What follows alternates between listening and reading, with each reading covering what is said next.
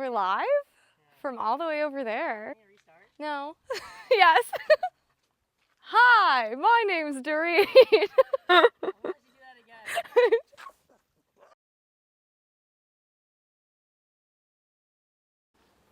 Hello. Hi, my name's Dorit, and you might know me from having a bus named Gumboot. I've recently moved to New Zealand, and this is my new ride. Her name's Goose. She's a 1985 Diahautsu Delta, and today we're gonna give you a tour. Come on! As I was saying, this is Goose, and she's old as... Okay, that was a bad joke. She's a 1985 Diahautsu Delta, which is not really a company that works anymore. Toyota bought them out sometime in the 90s. Anyways, she has no power steering, so going around tight turns at low speeds is really, really hard. She's a manual gearbox. She's got manual high idle.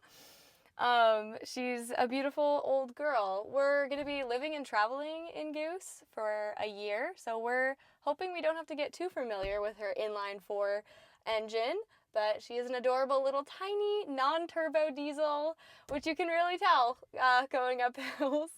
Anyways, that's about all I'm gonna really show you up here. We got all original interiors. We love an 80s vibe, but I'm gonna focus more on what's going back in the living area. So, come along. Let's have a look-see.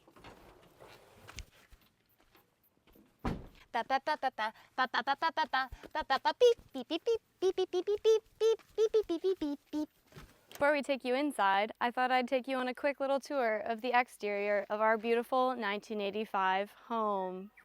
Let's go. On the exterior, we have an older than time itself shore power connector. It hasn't been electrically certified since the year 2021. We will not be using this. Moving along, we have a leaking gas cap. Moving right along. We have our propane hatch. Our propane also leaks. We don't have the key for it anymore, so the key to literally anything in this vehicle is a 1985 screwdriver. To open literally any hatch, you just jam it in, twist with your heart's content, and voila, you have access. Pretty standard 9 kg bottle. I don't know kilograms, don't ask me. We have the rear of the vehicle with a stock bumper contraption and a storage box, which is actually pretty handy. I actually really like this feature. Our self-contained certificate, which helps us camp in beautiful places like this in scenic New Zealand. Around the side here, we have our water fill port, also openable via screwdriver. Down here we have our battery box. We added an additional, 120 amp hours of AGM. So we have what, 200? No. Is that right? We have 240 amp hours of AGM? When you get a temporary rig, you got temporary memories about it, okay, folks? Moving right along. We have the beautiful driver's side. Absolute mint paint conditions. These have not been rattle canned at any point in time. We really haven't done anything to the exterior of the vehicle apart from hit her with trees. So let's move on in. Let's see what we got cooking on the inside. Welcome.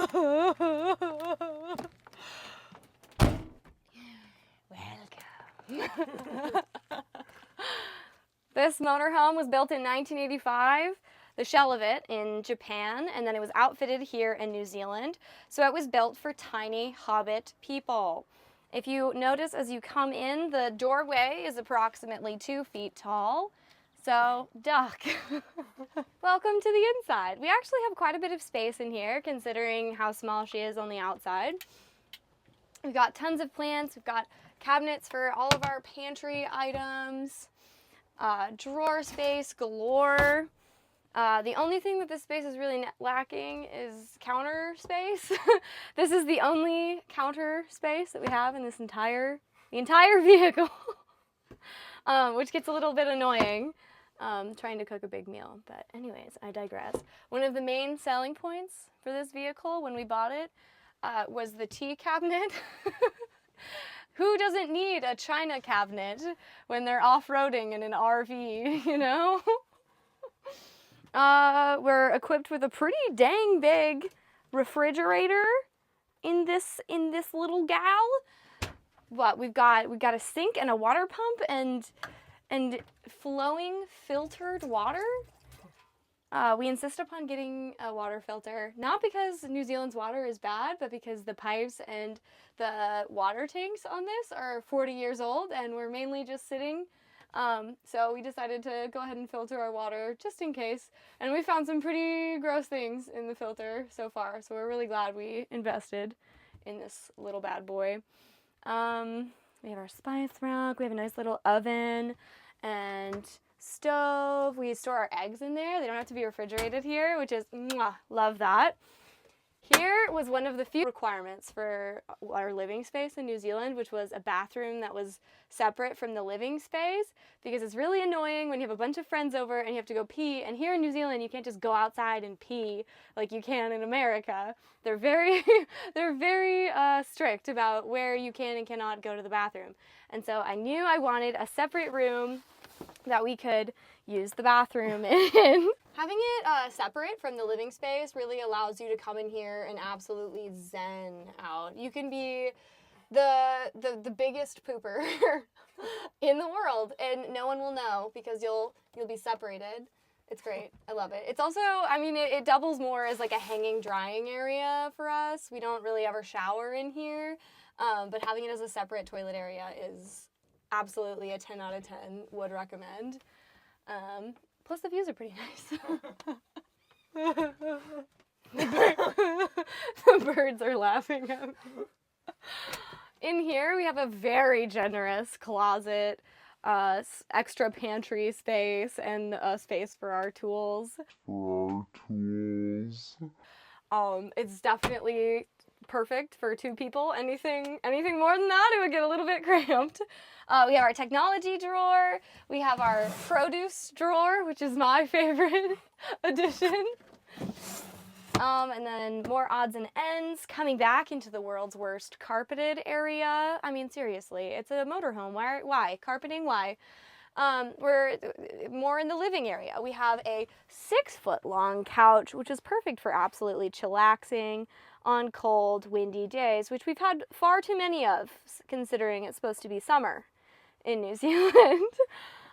You may also notice this plywood contraption above me and be thinking to yourself, Dorit, you built an entire bus. What the hell is that thing? Why, it's a no tools bed platform, you see. We moved here and we had 2 requirements for our living space.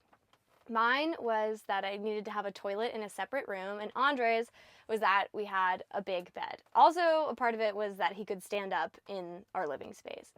So that pretty much lowered all of our options to the high roof, like Hiya vans and motorhomes. And we decided to go for a motorhome because of the bathroom, essentially. We decided to make a king-size bed because none of them came with king-size beds. So here is our king-sized bed platform. It took a week of effort, even though it's really just a piece of plywood with sticks underneath. But when you come to a new country and you don't have a garage or tools or anyone that has tools, it's really difficult to make the simplest project a reality. So finally we got this put together, and it's actually been really nice. We found the Tempur-Pedic mattress on the Facebook Marketplace for $200, $300, something like that. A king-size Tempur-Pedic mattress, okay? It was really, really heavy, and it was really hard to move, and the lady laughed at us the entire time as we were just shoving this 300-pound mattress into our already overweighted RV. But I think it's really paid off. We're really happy with how big the mattress is. Also, like, as a whole, it doesn't really affect the living space too much. Like, we still have full use of the couch, we still have full use of the dinette. And I guess that leads me more to the Starlink. This is inside right now. We opted to not connect it to the top of the vehicle, partially because we park in the shade a lot of the times. There's obstructions, and it's nice to be able to just like stick it out into a field.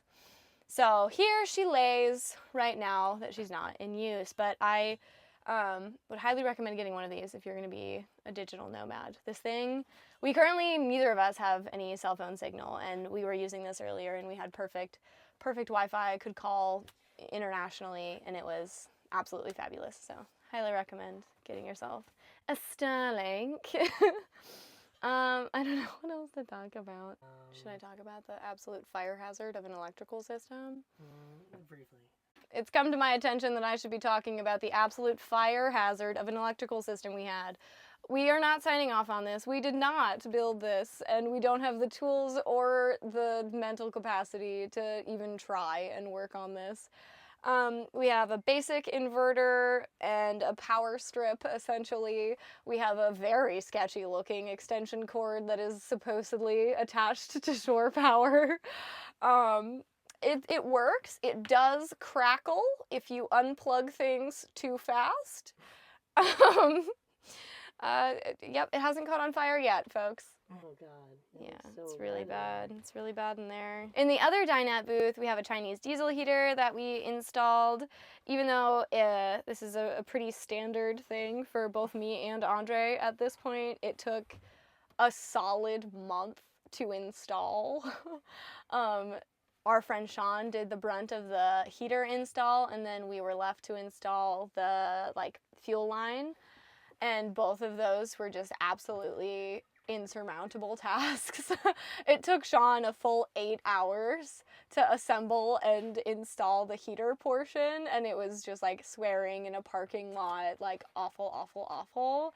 And then it took us a solid week to be able to find the tools and order a fuel standpipe.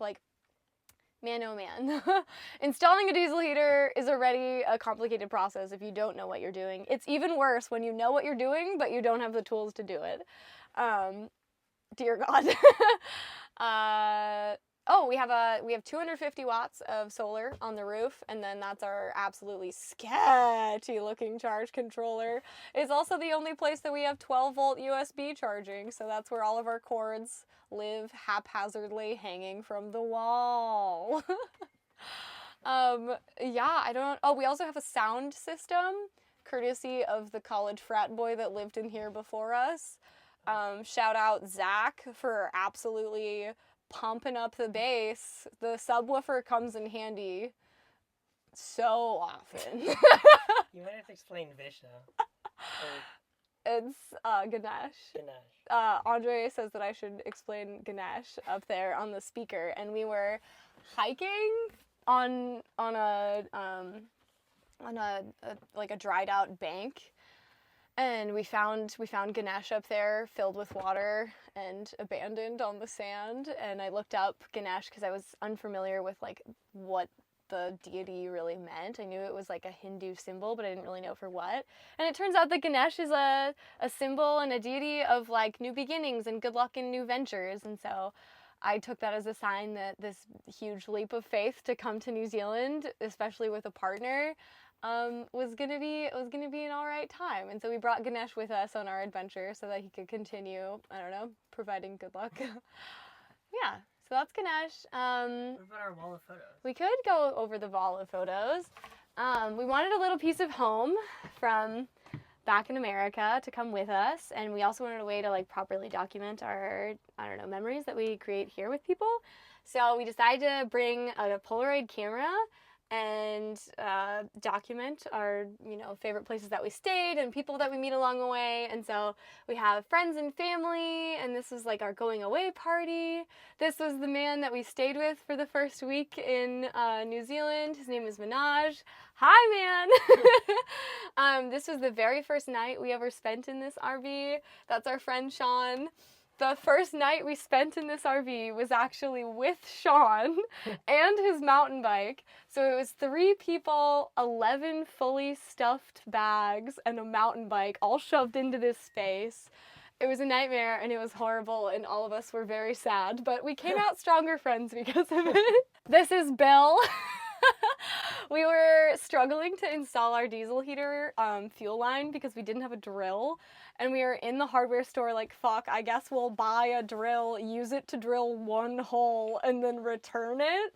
So we're holding this drill, it's like 200 New Zealand dollars, and this man comes up and he's like, are you traveling? And we're like, yeah. And he's like, come with me, you don't have to buy the tools, I've been traveling before, here, come with me. And we're like, okay, so we're thinking he has like tools in his van or something. No, we go out, he like gets into his van, he's like, follow me, it's just a kilometer up the road. And Andre and I look at each other, we get in the car and we're like, sure, let's go. Like, in America, we would have been murdered already. We get to this guy's house, he like opens up his shed. It's like a smorgasbord of tools and screws and everything you could possibly need to finish this project. He brings us out beer. He's like, yeah, you know, anything you need, just come on by. Like he's welcoming us into his little house. What a freaking legend. And then this morning, we camped next to a Dutchman named Brom, who was biking across New Zealand. So, hi Brom, or Brom's family. If you see this, boy looks great in yellow. But yeah, we're really excited to like fill more of this wall up with the people and the memories. Yeah. Oy. Okay, I've moved spots. I don't know, I wanted to conclude the brief tour of Goose by saying that it has not been sunshine and roses, believe it or not, traveling across the world in the ocean to a tiny rock, away from everything I've always known. I was really excited to come on this big journey, and I'd been planning it for a year. I'd been manifesting, for lack of a better term, the travel here and the things I wanted to accomplish, and just, I had this idea, right? And I knew that I had seen struggles before and that I could overcome pretty much anything that I had encountered. And I came here and was expecting all those things, like buying an old RV and not having resources. I was expecting things to be hard, but I wasn't expecting to absolutely collapse. I got here and my mental health just absolutely took a dive. I was unable to like dig myself out of the hole that normally I would have been able to power through, or just like, you know, I wasn't able to power through and be the strong, capable Dorit that I usually am. And so I really had to lean on my partner, which is something I've had a lot of trouble with in the past. And so it was just a lot of stress and learning to depend on someone that you love. And yeah, it was really difficult to want to document all of that. It wasn't cute or romantic. It was just really real and really hard. So I'm sorry that I've been in New Zealand for a month and no one knew, and I didn't have any photos or videos of Andre or I or Goose. But I'm really hoping that that'll change. The weather has changed and I've gotten my feet under me quite a bit more now. I tried to find online therapy, but it turned out to be much harder than all the BetterHelp ads that you see here on YouTube would make it out to seem. Yeah, still looking for that. If anyone has any suggestions for like a remote therapy, let me know, because it's been sort of a struggle to find here in New Zealand. Anyways, I just want everybody to know I'm doing all right. Things have been really hard, but things are on the up and up. I'm working on my physical health as well as my mental health. I have a really great partner. Like, seriously, my God, where did he come from? And I feel like more like Dorit now. I'm making jokes and I'm getting my rhythm back. So I'm sorry if this video is just like RV,